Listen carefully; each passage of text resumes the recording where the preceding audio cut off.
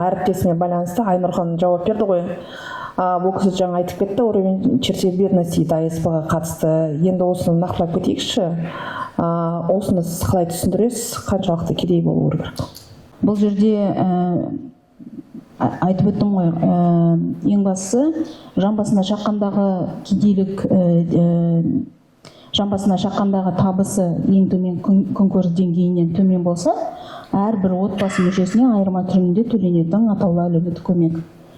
Атаулы әлеуметтік көмектің шегі ол Бюро националдық статистика деңгейінде есептеледі 90 сайын. 90 сайын әрбір өңірге ол жеткізіледі. Ең төмен күнкөріс деңгейінің 70%-нан, не болмаса медиандық табыстың 35%-нан анықталады. Егер де осы табыстың төмен немесе төмен болған жағдайда айырма түрінде берілетін көмек 90 сайын. Жан басқа шаққаны қанша? Енді бүгінгі күні орташа атаулы әлеуметтік көмектің бір адамға тағайындау мөлшері 15 мың теңге. Осы наурыз айының 15 мың теңге ол бір күндік, бір адамға. Бір күндік қой. 15 мың теңге бір адамға. Егерде бір күндікке ме деп сұрап тұрмын сізден. Бір айлық ма? Бір айлық 15 мың теңге шығып тұр. Атаулы әлеуметтік көмек 90 сайын тағайындалады, ай сайын төленеді. Яғни 15 мың теңгені бір айға күн көруге болады деп бір адамға, бір жан бас бір адамға. Егер де ол бір отбасында 5 адам болса, әрине ол 5-ке көбейтіліп беріледі. Осы жаңағы кедейлік деңгейдің сан мөлшері 15 мың теңгеге тақалып тұр ма сол кезде? Жоқ, ол айтып тұрмын ғой, әрбір отбасы мүшесінің табысы әртүрлі. Табысы жоқ азаматтарға айтып тұрмын. Табысы жоқ кедейлік деңгей дегенде түсіне алмай тұрмыз да қазіргі уақытта. Егер де табысы жоқ азамат болса, онда ол сол кедейлік шегі 70% жаңа ең төмен күнкөріс деңгейінің шегі, не болмаса 35% медиандық табыстың шегі болса, ол бүгінгі күні мысалы республика бойынша 44 мың теңге айқындалып отыр. Егер де ол кісіде мүлдем табысы болмаса, ол сол 44 мың теңге тағайындалады. Ал егер де табысы болса, ол жан басына шаққандағы бір адамға есептеліп айырма түрінде беріледі. Біз бұнда отбасына түсіріп кеттік. Осы жақында Түркістан облысында жатақхана тұратын 5 баласы бар азаматшаның не жолдасы жоқ, кәмелетке толмаған 5 баласы бар екен, жұмысы жоқ, сауатсыз, сол облыстан ешқандай көмек ала алмай отыр. Осы отбасыны кедей деп айтуға мүмкіндік бар ма? Ондай жекелеген сұрақ болса, мен өзіме беріңіз. Бүгінгі күні біз базадан қарап берейік, ол кісі атаулы әлеуметтік көмек алады ма, алмай ма? Және алмаса не себепті ол кісіге жергілікті атқарушы органдар тағайындалмаған жөнінде. Балалары мектепке баруға ұяламыз дейді.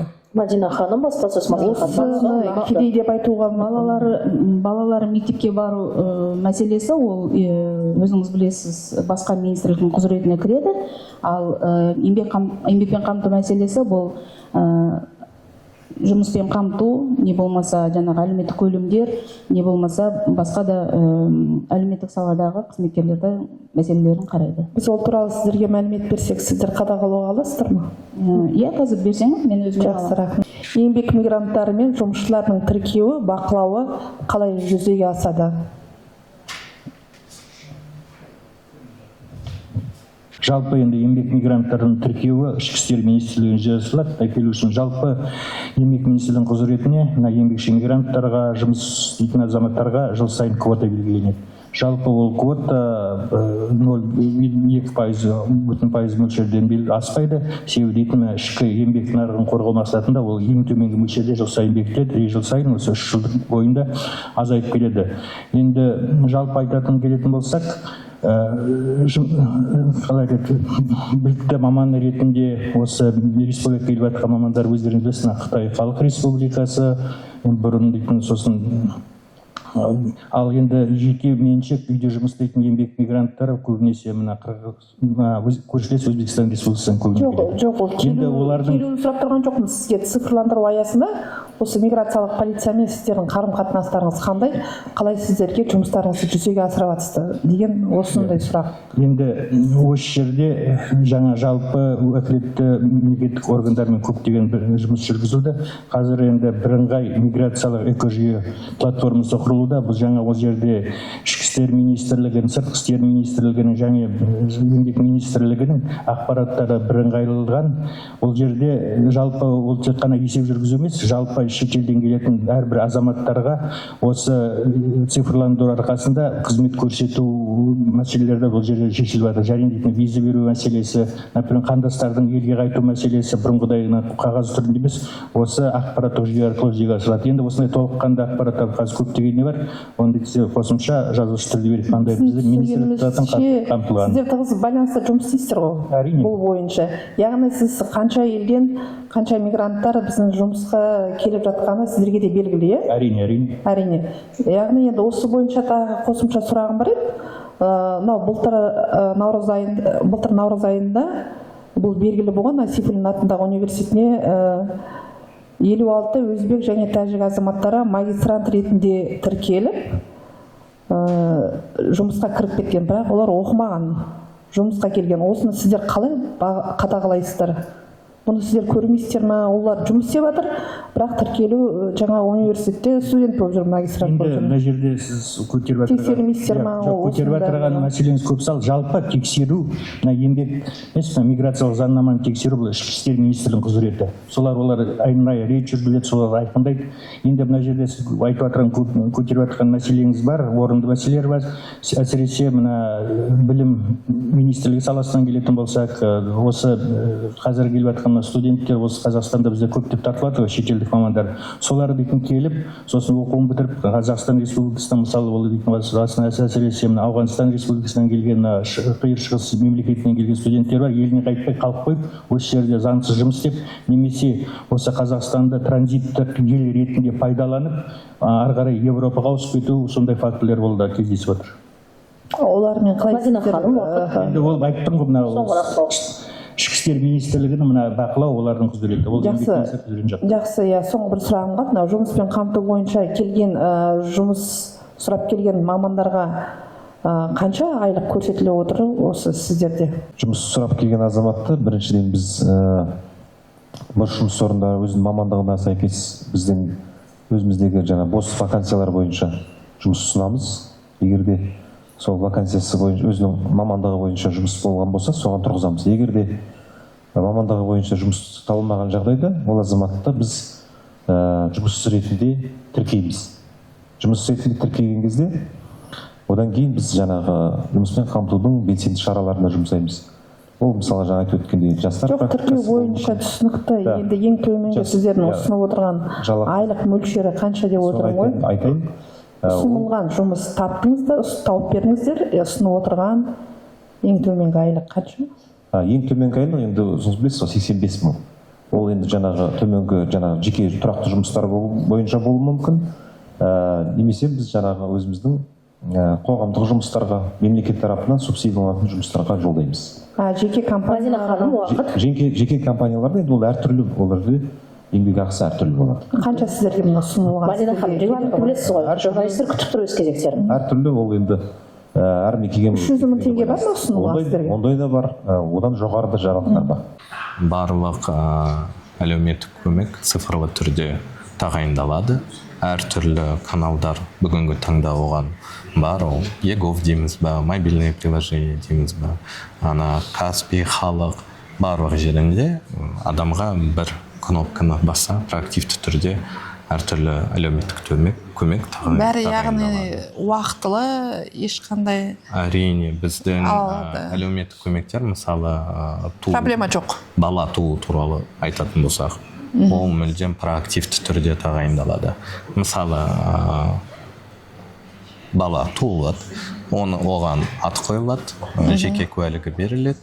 Жеке куәлігі берілген соң біздер автомат түрде мамаға SMS жолдаймыз. Сіздерді құттықтаймыз. Қай счетқа біздерге әлеуметтік көмекті жіберейіксіз. Электрондық еңбек шарттары, цифрлық отбасы картасы, еңбек KZ, жасанды интеллект. Яғни бұл жерде ешқандай біздің сіздердің халыққа беріп отырған жаңағы цифрландыруы ешқандай проблема жоқ. Яғни бәрі уақытлы, дер кезде өзінің көмектерін уақытлы алады, иә? Проблема жоқ, мысалы сіздер нақты айтсаңыз маған сұрағыңызды. Мен сізге айтып толыққанды айтып жүрмін. отырмын, бар ма жоқ па деп тұрмын. Сол осы мен сізге қазір айтып кеткен салалар бойынша. Негізі осы салалар бойынша есть куда стремиться деп жатырмыз ғой. Жасанды интеллект қосып жатырмыз бүгінгі таңда, автоматизация, автоназначение государственных услуг деп жатырмыз. Ол жақта адамсыз система өзі решение қолдайды. Автоматизация участковых комиссия деп жатырмыз. Мобильдік қосымша енгізіп жатырмыз. Цифрлық отбасылық картасында методикамызды әрі қарай кеңейтіп жатырмыз. Оны оптимизация істеп жатырмыз. Одан да жақсылық, адресное, более адресное, чтобы стало для населения. Яғни ешқандай мәселе жоқ. Яғни айтып жатқаным, мы ведем 100% сіздер кепілдік бересіздер, ешқандай мәселе жоқтығына, иә? Менің айтып жатқаным, на сегодняшний день все государственные услуги оцифрованы, про те, которые мы сказали, полностью оказываются в проактивном формате, но есть еще огромный пласт работы, на котором мы работаем, и есть куда стремиться. Ауылдағы жағдайлар бойынша қазір әріптестерімде сұрақ қойып кетті, осы цифрландыру мәселесі бойынша қол жетімсіздігі туралы кетті. Енді сол аудан аралық ауылдардағы жағдайы бойынша қалай соларды сіз түсіндіресіз? Оны цифрландыру жағынан айтатын болсақ, цифровое рабочее место Акима деп жатырмыз. Ол біздің елбасы басшымыз қалауы бойынша цифровое рабочее место Акима ауылдық өңірлерде 2025 жылы оны енгіземіз. Бүгінгі таңда 17 регион қосылған, 1780-нен астам ауылдық округ қосылған бүгінгі таңда. Ол цифрлық құрал ауылдық әкіматқа негізі оның ауылында кім тұрып жатқан, жағдайлары қандай бүгінгі таңда, қаншама малдары бар, қаншама жерлері бар, предпринимательстволары бар ма жоқ па, соны көрсетеді. Соның негізінде ауылдық округтарда отырған жергілікті атқарушы органдар соны көріп, өздері қиын, мысалы, семья қиын жағдайда болып бара жатса, біздер бәріміз білеміз, бәрібір ол каждый адамды өзі білетін шығар деп. Көбісі біледі адресті. Соған цифрлық құралмен көмегімен уже әлеуметтік көмекті тағайындайды. Бір жан басқа шаққанда 15 мың теңге АСП бойынша адам баласына жете ма айына? Бұл енді әркімнің өзінің шығынына байланысты ғой, шығысына байланысты. Жетеді деп ойламаймын, аз болады. Қанша болу керек деп ойлайсыз? Қазіргі инфляция. Енді 50-60 мың теңге болмау керек. Бұл туралы сіздер өздеріңіз сұрақ көтермедіңіздер ме депутат ретінде еңбек министрлігіне? Біздер кезінде көтердік, бірақ үкіметтен әлі жауап берген жоқ. Қашан көтердіңіздер? Былтырғы күзде көтерген сияқтымыз қателеспеймін. Қаншалықты оны күту керек? Енді үкімет қай уақытта бізге өзінің келісім несін келеді, соны күтеміз, сол уақытта жауабын береміз. Қазір өмір сүру деңгейіне қанша қаражат керек айына? Енді ол адамның өзіне байланысты ойлаймын. Әр адамның факторға байланысты ғой. Сізге қанша керек? Маған өмір семьяма 300-400 мыңмен мен өмір сүре аламын. Бір жан басқа шаққанда 15 мың теңге АСП алу үшін жеткілікті ма? Қанша болу керек деп ойлайсыз? Мен білмеймін, 15 мың ол ақша емес. Қанша болу керек деп ойлайсыз қазіргі уақытта? Бір кісіге? Білмеймін, где-то может 100 мың. Енді бұны неге депутат ретінде еңбек министрлігіне көтермейсіздер? Енді көтеріп жатырмыз, тағы да қазір келгенде. Қашан көтердіңіз соң? Қазір келгенде сол заң қарастырамыз. Қашан соңғы рет көтердіңіздер? Мен қазір айта алмаймын сіздерге. Қазір енді орташа жалақы қанша болу керек негізі қазіргі уақытта? Қазір орташа жалақ бүкіл республикада ма? Қазақстан Республикасы. Или минимальный айтып отырсыз ба? Қазақстан Республикасында. Қазақстанда, где-то қазір қанша? 250 пенсия, 300-350 болу керек. Енді сондай, сіздің өзіңіздің бизнесіңіз бар ма негізі? Бизнесіңіз бар ма? Жоқ. 300 мың де жеткілікті ба? 300 мың ол орта. 300 мың, 350 мың где-то солай. Орта. Сізге қанша қаражат керек өмір сүру үшін? Ну ол қалай, қай жерде тұруға, ол Астанада болса қымбат, ну басқа региондарда болса арзан. Қазір Астанада, негізі Павлодардамын. Аха. Қанша сіз өзіңіз бар ма Астанада? Астанада Қаттырақ айтыңызшы. өз үйіңіз бар ма Астанада? Астанада жоқ. Астанада жоқ? Астанада Павлодарда. Бұл жерде тегін берілген үйде тұрасыз ба сіз? Иә. Енді тегін үйде қанша қаражат кетіп отыр?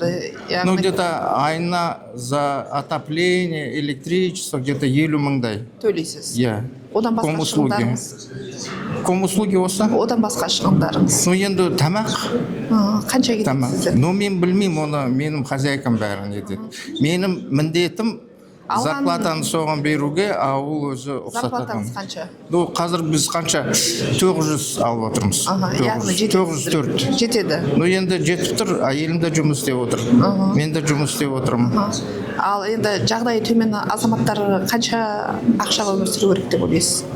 Ну жаңа мен айттым ғой, 300 мың, 250-300 мың.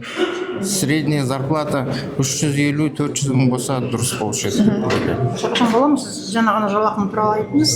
Жалақыны алғанда өзіне бірдеме қылдырасыз, бейли тұтастай бәріңіз әйеліңізге бересіз ба? Бәрін мен Сосын тұрып аласыз ба? мен білмеймін. Мен оған берем зарплатамды, карточка суда. Иә, қалғанын мен білмеймін. Бір жан басқа шаққанда 15 мың теңге жеткілікті ме деймін?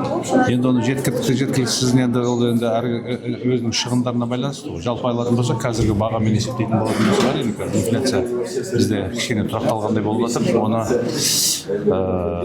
толықтай айту өте қиын жеткіліксіз. Сіз сізге қанша ойлайсыз енді? Енді қанша ойлайсыз? Өмір сүру деңгейіңізге қанша қаражат керек? Енді менің жеке өмірімде ол әр адамның шығыны жалғыз мен емес, әр адамның шығынына байланысты ғой ол. Қанша шығын жасайсыз енді ол өмір сүруге. Қазіргі мысалы айлап отқан айлығымыз өзімізге жеткілікті деп есептеймін.